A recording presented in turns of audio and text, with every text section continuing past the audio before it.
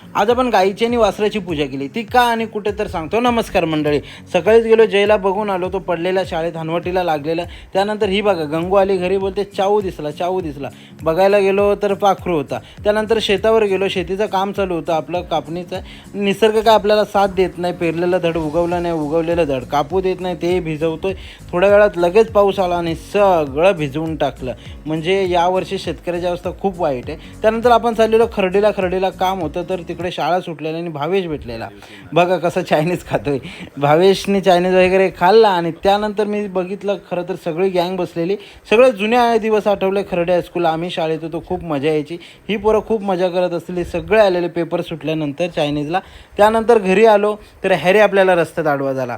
Harry बोलतो थांब मला येऊ दे. डायरेक्ट गाडीवर उडी मारली हॅरीने. त्याला बोललो भाई चल घरीच चाललोय. त्यानंतर पुढे पळत होता गाडीच्या. त्याला काय तो आडवा आला, पडलो तर माझ्या लागेल, तो होतो बाजूला लगेच.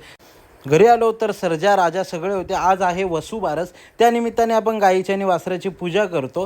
तर यांना बोला आज काय तुमचं काम नाही. आपण वासराला आणि गाईला बाजूला घेतलेलं, त्यांना सजवलं, फुगे हार सगळं आरती वगैरे रेडी केलेली आणि त्यानंतर त्यांची पूजा करायला घेतली.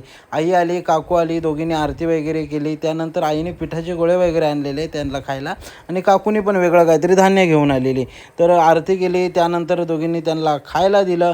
गाय एकदम गप्प उभी होती. तर असं काय नाही, ती थोडीफार मस्ती करतच होती. खायला दिलं त्यानंतर शांत झाली. तर आजचा हा वसुबारसचा दिवस होता, त्यानिमित्ताने आपण पूजा केली. तर असा होता आजचा व्लॉग. लाईक शेअर सबस्क्राईब नक्की करा आणि तुम्हाला आणि तुमच्या कुटुंबाला दीपावलीच्या खूप खूप शुभेच्छा.